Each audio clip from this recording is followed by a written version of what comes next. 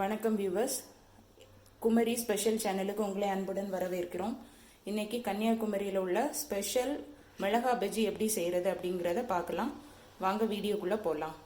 வணக்கம்.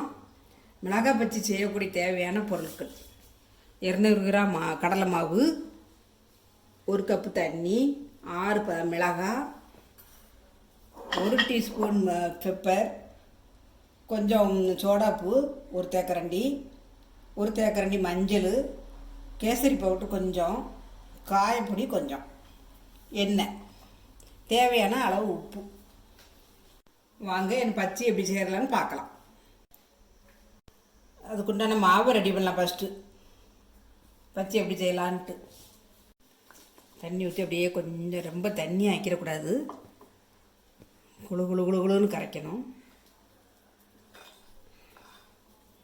அப்படி கெட்டியாக இல்லாமல் இதெல்லாம்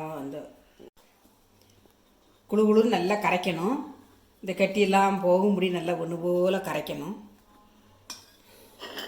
அப்புறம் தேவையான உப்பு, பெப்பரு, சோடாப்பொடி, கேசரி பொடி. கேசரி பொடி எதுக்கு போடுறோம்? அது கொஞ்சம் கலராக இருக்கும்ல பார்க்கறதுக்கு. சரி. மஞ்சள் பொடி, காயப்பொடி, இதெல்லாம் போட்டு நல்லா ஒன்று போல் கரைச்சிக்கிட்டு குழு குழு குழுன்னு கரைக்கணும். தண்ணி ஆகிட்டுனா அப்புறம் ஒன்றும் செய்ய முடியாது. ஒரு வேறு இதாக தான் பண்ண முடியும். நல்லா கரைச்சிக்கிட்டு இருக்கேன். இந்த கெட்டிலாம் போகிற அளவுக்கு நல்லா ஒன்று போல் கரைச்சிட்டே இருக்கணும். நல்லா ஒன்று போல் இந்த கட்டிலாம் கரைச்சி நல்லா ஒன்று போல் தைலம் போல் நல்லா கரைச்சாச்சு. இப்படி கரைச்சாதான் பஜ்ஜி நல்லாயிருக்கும். கட்டி இருக்கக்கூடாது. ஒன்று போல் இந்த கரைச்சிருக்கேன். இது முக்கி போடுறதுக்கு ரொம்ப லேசாக இருக்கும். இதுக்கு மேலே தண்ணி ஊற்றக்கூடாது. பார்த்து பக்குவமாக கரைச்சி முக்கி போடுறது தோதாக இருக்கணும்.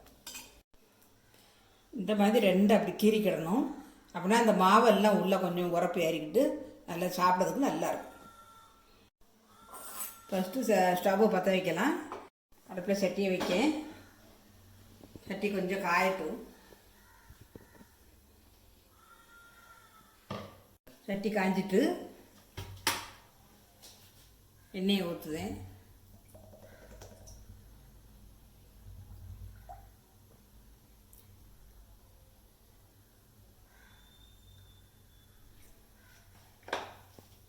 எண்ணெய் கொஞ்சம் காயட்டும், அப்புறம் வெயிட் பண்ணுவோம். எண்ணெய் நிறைய கொஞ்சம் ஊற்றணும். அப்போ தான் அந்த மிளகா முங்குற மாதிரி எண்ணெய் ஊற்றினா தான் நல்லா பொரியவும் செய்யும். இல்லாட்டா சரியாக வெந்து வேகாமல் இருக்கும். எண்ணெய் காஞ்சிட்டு பொரிச்சு எடுக்கலாம்.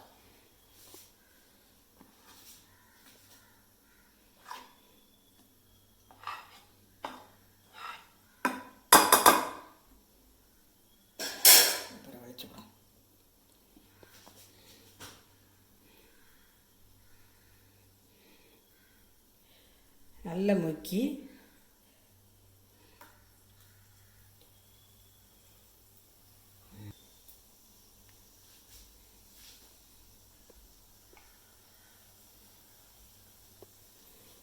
போடலாம்.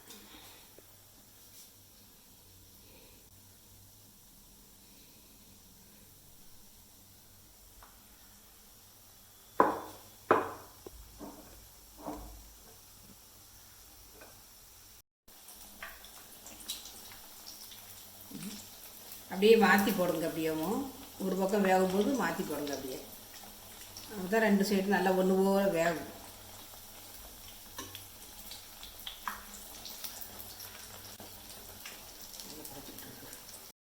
நல்ல மனம் வந்துட்டு இப்போ வெந்து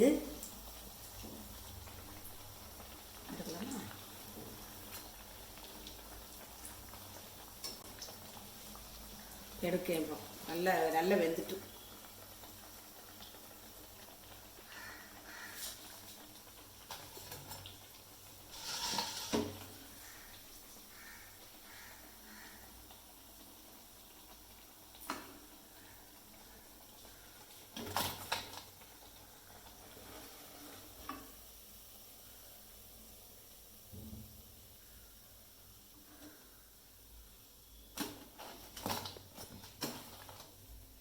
கன்னியாகுமரி ஸ்பெஷல் மிளகாய் பச்சி சுட்டு எடுத்திருக்கோம். சுவையான மொறுமொறுப்பான மிளகாய் பச்சி ரெடி. இப்போ டீ போட்டு சாயங்கால நேரங்களில் டீ போட்டுக்கிட்டு இந்த பச்சியை வச்சு இந்த டீ வச்சு சாப்பிடுங்க. குழந்தைங்களுக்கு கொடுக்கலாம், பெரியவங்க சாப்பிடலாம். சாப்பிட்டு பார்த்துட்டு எங்களுக்கு நீங்கள் சொல்லுங்கள். நன்றி, வணக்கம்.